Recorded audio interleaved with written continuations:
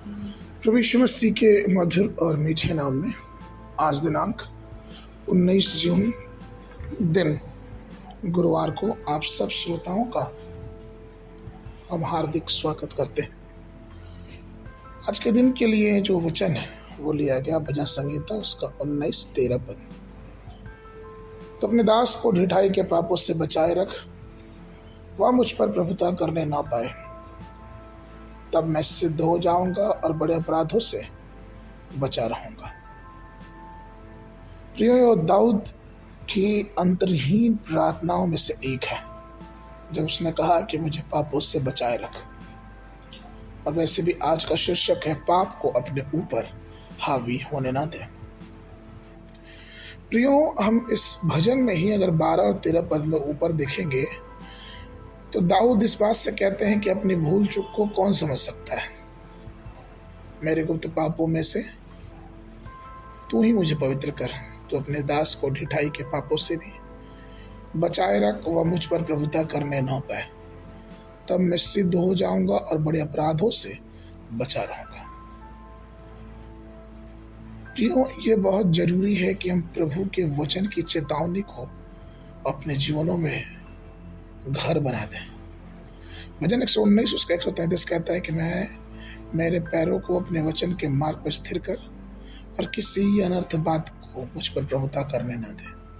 उसके साथ साथ भजन 19:11 कहता है, इसके अलावा उनके द्वारा तेरा दास चेतावनी पाता और उनके पालन करने से बड़ा प्रतिफल मिलता है।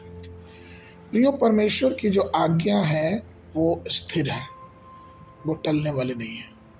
लेकिन इस दुनिया में जब हर प्रकार की प्रलोभन अशुद्धताएं भरी हैं, तो हमें हमारे जीवन को एक पवित्र मार्ग पर लेके चलना है। भजन 119 के 9वें वचन कहता है, जवान अपनी चाल को किस उपाय से शुद्ध रखे, तेरे वचन के अनुसार सावधानी से।